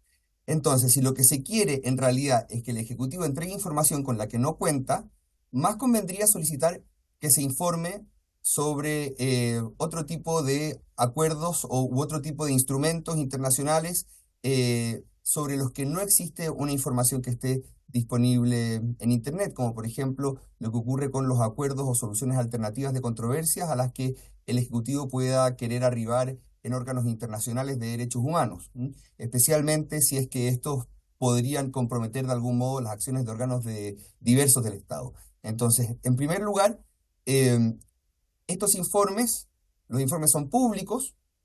Uno podría decir, bueno, quizá no solamente se le podría pedir este tipo de informes que son públicos, sino que también los acuerdos a los que el Ejecutivo podría querer llegar, como por ejemplo acuerdos de solución amistosa, etc. Uno podría decir en todo caso que una ventaja de este proyecto quizá podría ser que quiera acortar la brecha entre el momento en que se aprueba un documento y este documento sale a la luz en Internet, porque podría haber un cierto desfase entre que se envía la información al Estado y que la información se publica en Internet. Sin embargo, este proyecto no lograría cerrar esa brecha, porque pide que estos informes se manden una vez al año, por lo que en realidad, si se quisiera cerrar esta brecha de la demora que podría haber en la publicación en Internet, quizá podría ser mejor pedirle al Ejecutivo que envíe estos informes apenas tome conocimiento de ellos. Bueno, uno podría decir que igual, aunque no se cierre la brecha con este proyecto, la ventaja de este proyecto podría ser justamente eso, tener toda la información disponible una vez al año en un solo momento y por otro lado forzar a la Comisión a tener una sesión sobre este tema. La dificultad que veo en este punto es que una sola sesión podría ser insuficiente y por eso podría convenir que el Ejecutivo envíe la información relevante cada vez que termine uno de estos procesos de rendición de cuentas y que la Comisión, una vez que obtenga la información, vea según el mérito o la importancia de la información recibida, si es que cita o no a una sesión sobre el tema. Porque una sola sesión para hablar sobre distintos informes que se pueden haber presentado en un solo año podría ser muy poco. Entonces, eso es lo primero que quería decir, que la información está disponible en Internet y que por eso quizá podría ser más útil pedir otro tipo de información o tratar de pedir la información apenas se obtenga. En segundo lugar, quiero solamente hacer presente algo de lo que se habló recién, que es sobre el valor no vinculante de estos instrumentos. O sea, quizá podría ser necesario dejar explicitado, aunque no sería algo obligatorio, que estos tratados son simples recomendaciones, porque hay muchas veces en que las personas desconocen esto. Porque aquí, como decía el señor Pascual, estamos hablando de instrumentos de monitoreo de tratados, etcétera, y no de sentencias como las de la Corte Interamericana de Derechos Humanos, que sí son de obligatorio cumplimiento. Entonces, en ese sentido también podría ser útil hacerle presente a la Comisión que Chile está obligado, por supuesto, por las sentencias internacionales a las que se ha comprometido por tratado y a las que se les entrega valor vinculante, también está obligado por tratados internacionales, pero no está obligado por las interpretaciones que pueden ser más o menos fundadas, que tengan órganos encargados de monitorear el funcionamiento de los tratados. En este sentido, estos órganos de los que se ha hablado no hacen interpretaciones auténticas en el sentido jurídico del mismo. Se habló de que son órganos autorizados, que hacen interpretaciones autorizadas. Bueno, es cierto, son interpretaciones que tienen cierta autoridad. Y como Chile está obligado a actuar en el ámbito internacional de buena fe, como estamos hablando de recomendaciones de órganos autorizados, pero ojo, no interpretaciones auténticas, la buena fe exigiría tener estas recomendaciones en consideración, pero no está obligado a seguirlas, porque eso va a depender finalmente de los argumentos que se entregan en la recomendación, si son adecuados o no, si el órgano está más o menos politizado, etcétera. O sea, aquí no estamos hablando de un documento que sea analogable al mismo tratado, porque para que pudiéramos hablar de una interpretación auténtica, sería necesario que el mismo órgano que tiene, o sea, que la misma entidad que tiene el poder para promulgar una norma, la promulgue del mismo modo en que se promulgó la norma original. En ese sentido, los únicos que pueden considerarse el intérprete auténtico de un tratado internacional son los mismos estados aprobando una norma que modifique o complemente el tratado a través de un protocolo. Aquí estamos hablando entonces no de interpretaciones auténticas, sino que de interpretaciones autorizadas, que hay que tenerlas en consideración, pero que hay que pesar para ver si son más o menos adecuadas, como para ver si se siguen o si es que se puede tratar de tener si se siguen o no se siguen, en otras palabras. Bueno, el tercer punto, yo creo que este es el más importante, porque los dos anteriores eran cuestiones un poco más de forma, de qué cosa podría ser un poco más conveniente, qué acotación se podría hacer a la norma para aclarar algo que algunas personas a veces no tienen particularmente claro, pero esto es algo que es un poco más de fondo. El proyecto de ley dispone que cuando se haga entrega del examen periódico universal, se citará a una sesión especial de sala destinada para analizar el examen periódico universal presentado por el Consejo de Derechos Humanos. A mí me parece que esto es injustificado por las razones que voy a pasar a presentar. Estamos de acuerdo en que el tiempo que tienen los parlamentarios no es ilimitado, y eso se observa especialmente cuando uno se entera de los horarios hasta los que terminan discutiendo a veces en sala. Y por eso es que hay que hacer un uso prudente del tiempo, especialmente del tiempo de sesión en sala. La pregunta es, ¿por qué no se analizaría el examen periódico universal, el EPU, en la misma Comisión de Derechos Humanos como ocurre con los otros instrumentos de los órganos de monitoreo? ¿Por qué no se hace así? Para responder esta pregunta, va a haber que reflexionar si es que el EPU es un informe que requiere un tratamiento distinto del tratamiento que se le daría a los demás instrumentos que serían enviados en forma anual por el Ejecutivo. Para responder esto, para ver si es que merece esta sesión especial, vamos a ver un par de preguntas. ¿Es un instrumento de naturaleza jurídica diversa a los demás? No. Es igualmente soft law, por lo que no es vinculante, y por lo demás, como se dijo en esta misma comisión, es quizá el más político de los instrumentos de los que se ha hablado. ¿Por qué es el más político? Porque aquí no es que se esté nombrando a expertos que hablen sobre un tema, sino que quienes hacen estas recomendaciones son representantes del Estado. Probablemente ustedes están al tanto del formato de este informe. Es un informe en el que se dice la recomendación tanto, del Estado tanto, recomendación tanto, del Estado tanto, recomendación tanto, del Estado tanto. Tiene un formato bastante particular. Y los estados que componen este consejo, estos 47 estados que componen el Consejo de Naciones Unidas y que hacen las recomendaciones, no son elegidos por ser un ejemplo en materia de derechos humanos. Por ejemplo, actualmente entre los miembros del Consejo se encuentran Nicaragua, Arabia Saudita, Venezuela, Rusia.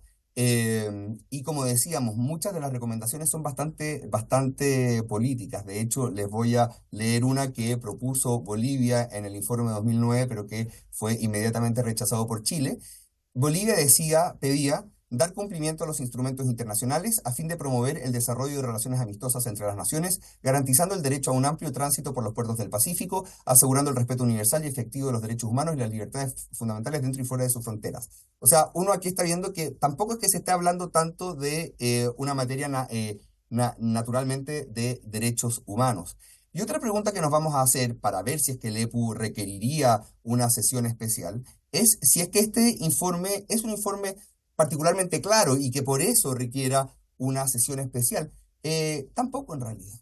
De hecho, como los estados son diversos, los estados pueden tener opiniones diversas. Y yo he leído exámenes donde un estado dice A y el otro estado dice no A, en que hay opiniones contradictorias.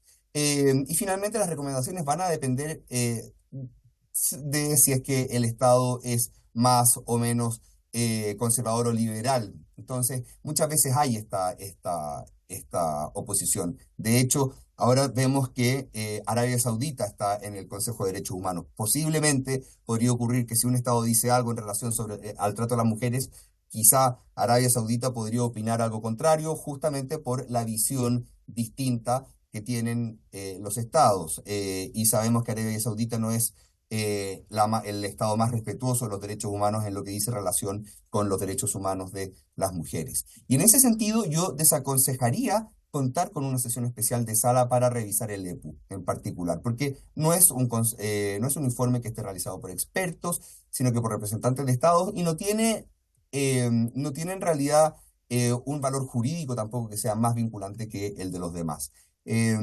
Y eso en realidad era una presentación cortita porque el proyecto era bien cortito y les agradezco mucho su invitación a comentar sobre el proyecto.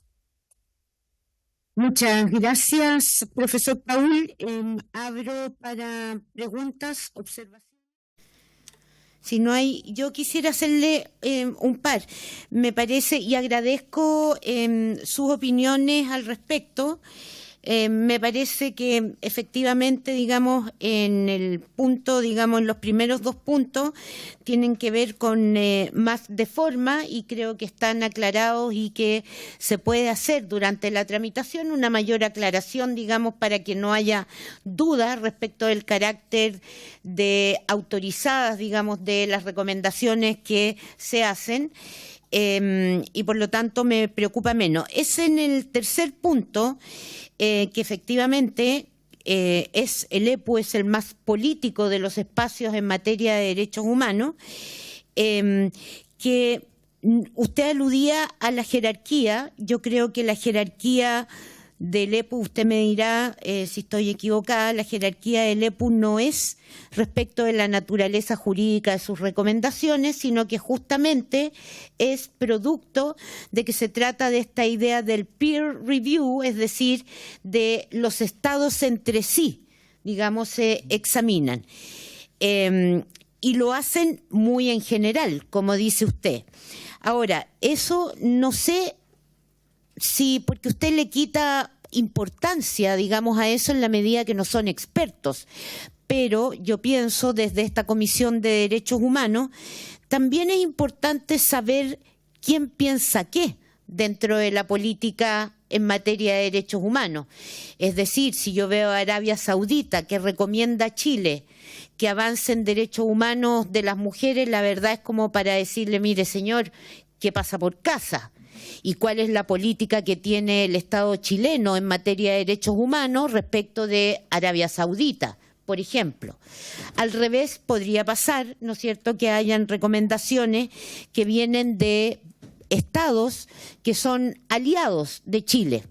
Por ejemplo, qué sé yo, podría ser un país latinoamericano, qué sé yo, respecto de contar con legislación sobre crimen internacional, porque las fronteras se topan y en esa materia, digamos, custodiar los derechos de las víctimas. Sería bueno saber en este Parlamento si hay países fronterizos que están dispuestos a que trabajemos bilateralmente a propósito de temas de derechos humanos. Entonces, me parece que el carácter político no le quita... No es que no le quite importancia, pero tampoco lo disminuye en términos del conocimiento que podamos tener en esta comisión, que eventualmente usted dice tenemos poco tiempo, y la verdad es que cuando no estamos en el Congreso tenemos poco tiempo, pero la verdad es que la cantidad de sesiones especiales que tenemos a la semana también dan cuenta de la ausencia de este tipo de información aquí en el Parlamento. Entonces, quisiera ver si por el lado de valorar que exista también un espacio político, que obviamente no es el ideal, porque concurren allí países que son violadores de derechos humanos, pero que eso, sabiéndolo, el Congreso también puede tomar mayores o menores distancias respecto de temas de derechos humanos con esos países. Sí.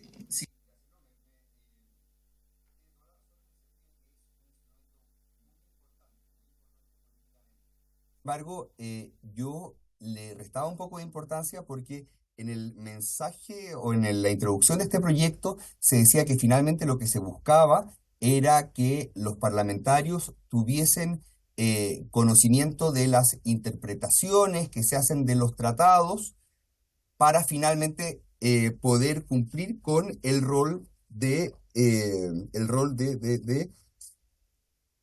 cumplir el rol que tienen de ajustar la normativa a la obligación internacional. Entonces, por ejemplo, si es que el Comité de la CEDAW, de la Convención sobre los Derechos de la Mujer, dice algo, este comité va a estar tratando de proponer una interpretación de un tratado que nos obliga, y por lo tanto, el Congreso es razonable que lo mire, diga, bueno, efectivamente es una interpretación ajustada al tratado. Ya, si lo es, entonces vamos a tratar de mejorar en esta ley. Porque el CEDAW va a decir, con esto ustedes violan tal y tal cosa. Por ejemplo, aquí en la misma introducción del proyecto se decía que el comité de la CEDAW había dicho que convenía prohibir el matrimonio de mujeres menores de 18 años. Y uno lo ve y dice, bueno, ¿cómo se llama? El tratado de la Convención sobre los Derechos de la Mujer no dice nada sobre el matrimonio de personas menores de 18 años. Menores de 18 años. Sin embargo, dice que no se puede permitir el matrimonio de niñas. Quizá cuando se aprobó la CEDAW, como no existía la Convención de los Derechos del Niño, se estaba pensando en, qué sé yo, niñas de 10 años, qué sé yo. Pero ahora que existe la Convención de los Derechos del Niño, el comité de la CEDAW puede haber dicho, bueno, si juntamos estas dos normas, la de la Convención de los Derechos del Niño, que nos dice que todos los menores de 18 son niños, con la prohibición de que las mujeres se casen, una interpretación razonable es que se prohíba el matrimonio de niñas menores de mujeres menores de 18 años. Entonces ahí, esa información de la CEDAW es muy relevante para ustedes, los legisladores, porque se está aplicando un tratado y ustedes que tienen el rol de ajustar el derecho nacional al derecho internacional, para ustedes es muy relevante eso. Pero ¿qué es lo que ocurre con el EPU, en cambio? El EPU no está tratando de interpretar ningún tratado en concreto. Entonces, que a mí el Estado de Mozambique me diga que tengo que hacer, o que el Estado de Australia me diga que tengo que hacer tal cosa, bueno, es una opinión política.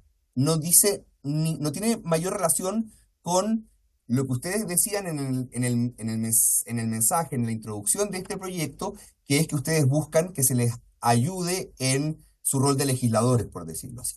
Si es que también se busca que se les ayude en roles un poco más políticos, bueno, para eso también uno podría decir que bastaría que se les informe a la comisión, o No lo sé, no lo sé, pero por eso yo de algún modo dije el EPU no es tan relevante, porque ahí nos está interpretando un tratado concreto, nos está diciendo Chile no está cumpliendo con este tratado en específico porque no está tomando en consideración, por ejemplo, en el caso que puse la CEDAW, esto de que se prohíbe el matrimonio de niñas y que la Convención de los Derechos del Niño dice que los menores de 18 son niños, las menores de 18 son niñas. No sé si me expliqué. Muchas gracias, sí. Muchas gracias, señora presidenta.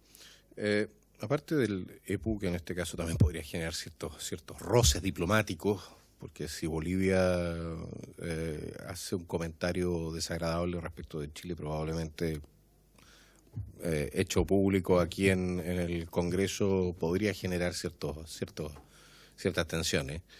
¿Ya? Pero respecto al resto de los instrumentos, yo estaba escuchando esto y la verdad es que pensé en cuánto nos cuesta a nosotros a veces con un proyecto, este proyecto de ley es así, ¿ya? Cuánto nos cuesta a veces llegar a una interpretación razonable o por lo menos tener todos los elementos a disposición para tomar decisiones. ¿Okay? Cuando nos vengan a informar a nosotros respecto de la evolución o del cumplimiento o incumplimiento de ciertas normativas, nosotros vamos a terminar solamente con el titular, señora presidenta. ¿Y por qué le planteo esto? Porque una sesión de sala es hora y algo. En una hora y algo, para temas que son muchas veces muy complejos de explicar, usted se queda con el titular. No va a poder entrar al fondo del asunto. Y para más remate, como estos asuntos tienen un componente político, siempre un componente político, se va a debatir sobre el titular y no se va a debatir sobre el fondo.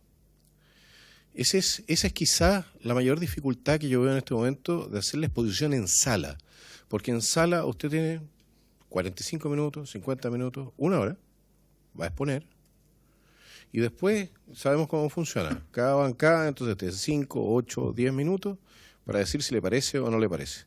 Pero eso no es una discusión, eso no es una conversación y eso no avanza necesariamente en lo que creo que se requiere, que es trabajar seriamente el material que ha ingresado y ver hasta dónde efectivamente concuerda con lo que, o sea, si la realidad concuerda con lo planteado o si efectivamente existe alguna necesidad o rechazamos de plano hacer cualquier cosa.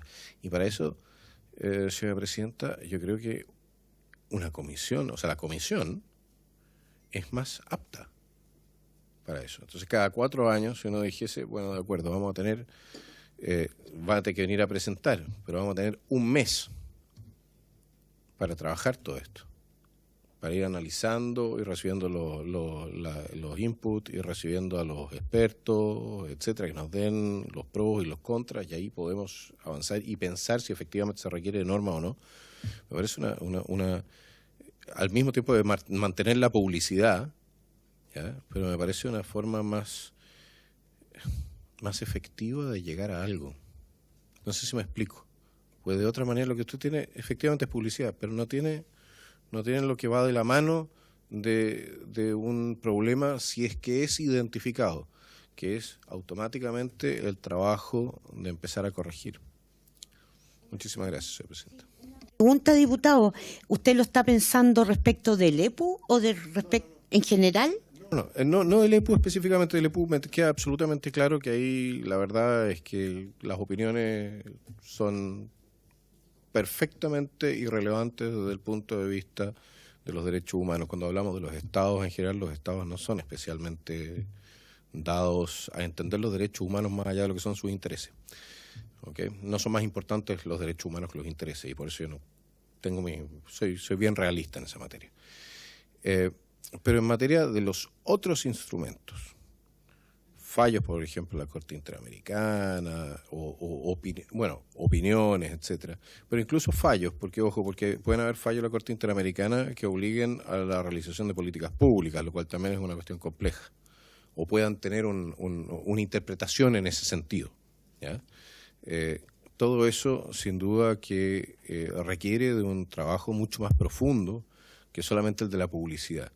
Entonces a mí me gustaría ver cómo se presentan los casos en esta comisión, o en la Comisión de Relaciones Exteriores, yo creo que esta comisión es la más adecuada, se presentan los casos, se presentan los expertos, recibimos las distintas opiniones respecto de lo que se está presentando, porque usted sabe, una norma hay 10 opiniones jurídicas distintas, y eso depende de si hay 8 o 7 abogados, ¿no?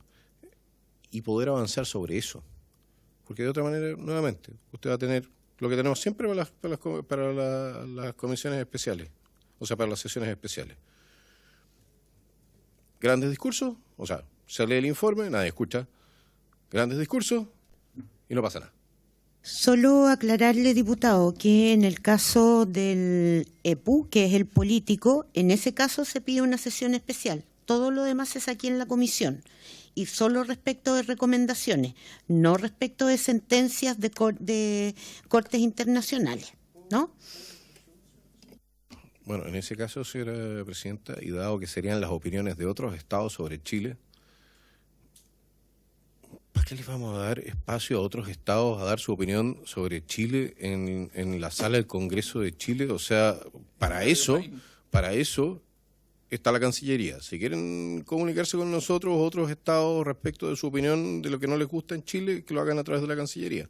Pero no tenemos por qué nosotros abrirles un espacio para su opinión dentro del Congreso, porque ahí sí hay relaciones, ahí estamos hablando de relaciones internacionales. Entiendo en ese sentido, digamos, que usted empatiza con lo que señalaba el profesor Paul. Diputado Araya. Muchas gracias, presidenta. Agradecer la exposición del profesor Paul.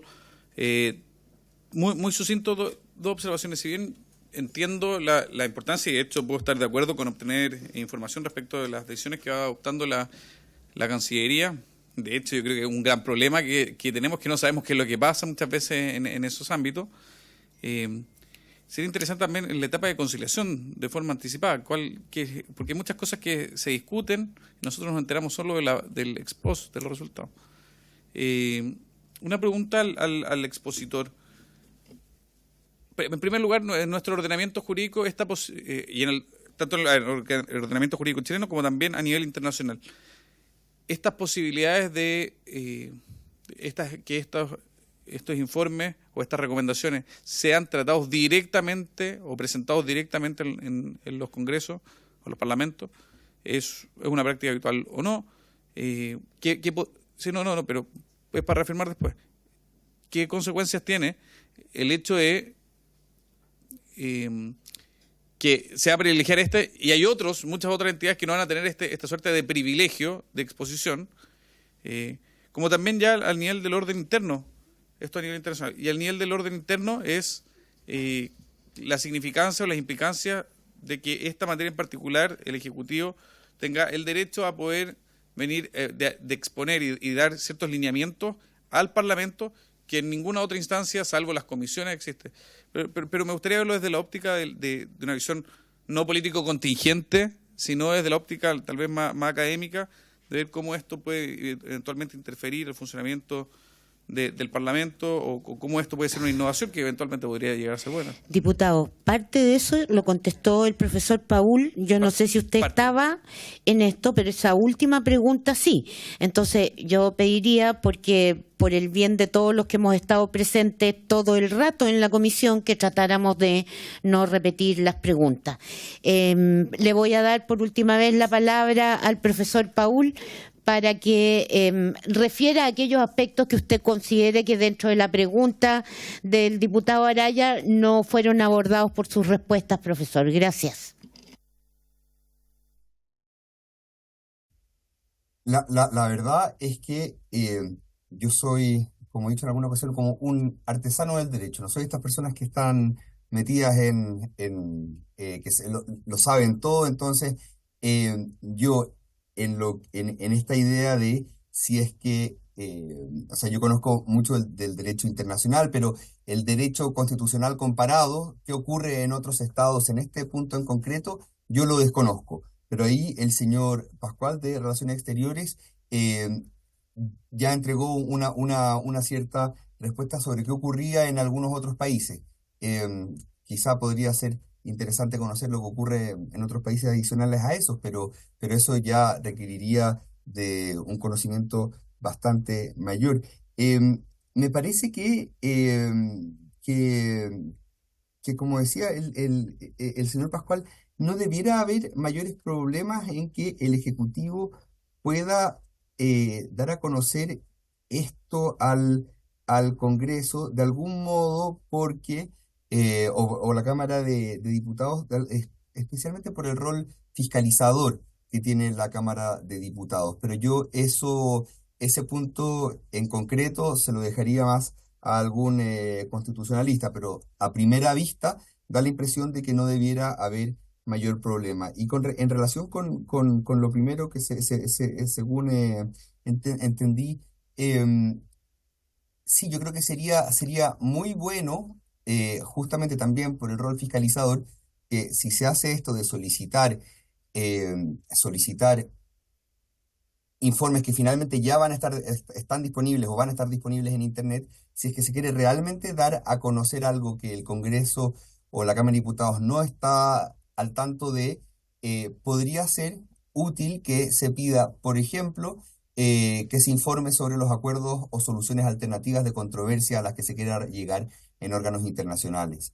Porque en ocasiones también ocurre que el Ejecutivo, una vez que ha recibido una petición ante la Comisión Interamericana sobre un tema en concreto, para llegar a un acuerdo el Ejecutivo dice, bueno, voy a hacer tal y tal cosa. Y en ocasiones esos acuerdos también podrían tener cierta relación con el Congreso. Por ejemplo, ha habido ocasiones en que hay acuerdos de solución amistosa en que el Ejecutivo se ha comprometido a que se apruebe un cierto proyecto de ley. Bueno, depende de la redacción, pero por supuesto que el Ejecutivo lo único que puede hacer es presentar un proyecto de ley, pero el Congreso podría estar interesado en conocer eso, en conocer ese acuerdo de solución amistosa antes de que sea acordado. Entonces, me parece que si se quiere transparentar la información, podría ser más útil verlo en eso, en la que uno solamente tiene conocimiento